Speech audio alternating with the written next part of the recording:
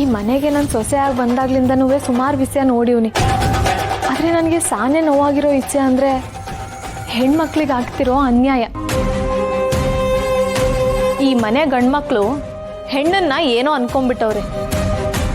ಹೆಣ್ಣಿಗೆ ಎಷ್ಟೊಂದು ಕಷ್ಟ ಇರ್ತೈತೆ, ಏಟೊಂದು ಸಂಕಟ ಇರ್ತೈತೆ. ಈ ಸಮಾಜದಲ್ಲಿ ಹೆಣ್ಣು ಬದುಕಕ್ಕೆ ಎಷ್ಟೊಂದು ಕಷ್ಟಪಡ್ತಾಳೆ ಅಂತ ಗೊತ್ತು ಮಾಡಿಸ್ಲೇಬೇಕು, ಅಂತ ಶಿಕ್ಷೆ ಕೊಡಿಸ್ಬೇಕು.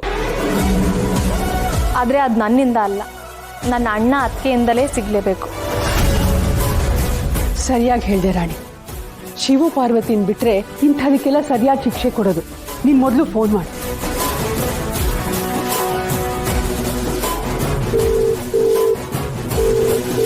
ಹಲೋ, ಹೇಳ್ರಾಣಿ, ಆರಾಮಾಗಿದ್ಯಾ? ಹ್ಞೂ ಅದಕ್ಕೆ ನಾನು ಆರಾಮಾಗಿವ್ನಿ. ಆದರೆ ಒಂದು ವಿಷಯದ ಬಗ್ಗೆ ಪ್ರಶ್ನೆ ಕೇಳಬೇಕಿತ್ತು, ಅದಕ್ಕೆ ಫೋನ್ ಮಾಡಿದೆ. ಅಣ್ಣನೂ ಇದ್ರೆ ಚಂದ. ಓ ಹೌದಾ, ಇರು ಕರಿತೀನಿ. ಮಾವಾ, ರಾಣಿ ಫೋನ್ ಮಾಡಿದಾಳೆ, ನಾವು ಮಾತಾಡ್ಬೇಕಂತೆ, ಬಾ. ಬಂದೆ. ಓಹೋ ಮಾಸಿಗಪ್ಲು ಮಾರಾಣಿಯವ್ರು ಫೋನ್ ಮಾಡೋರಲ್ಲಪ್ಪ, ಬಡ ಬಗರ್ನೆಲ್ಲ ಮಾತಾಡ್ಸಕ್ಕೆ. ಹೇಳೋರಾಣಿ. ಅದಕ್ಕೆ ಅಣ್ಣ, ನಿಮ್ಗೊಂದು ಪ್ರಶ್ನೆ. ಕರುಣೆ ಮುಲಾಜು ಪಾಪ ಪುಣ್ಯ ಅನ್ಕೊಂಡು ಉತ್ತರ ಕೊಡಬೇಡಿ. ನಿಮ್ಗೆ ಏನು ಅನ್ಸುತ್ತೋ ತಟ್ ಅಂತ ಉತ್ತರ ಕೊಡಿ. ಆಯ್ತು, ಹೇಳು.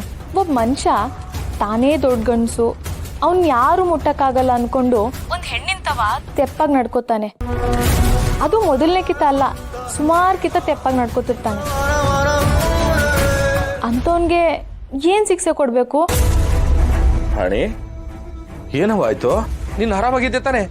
ಇಲ್ಲಾಂದ್ರೆ ಈಗಲೇ ಒಂಟ್ಪತ್ತಿ ನೀರು ಅಲ್ಲಿಗೆ. ಅಯ್ಯೋ ಅಣ್ಣ, ನಾನಿಲ್ಲಿ ಆರಾಮಾಗಿ ಇವನಿ.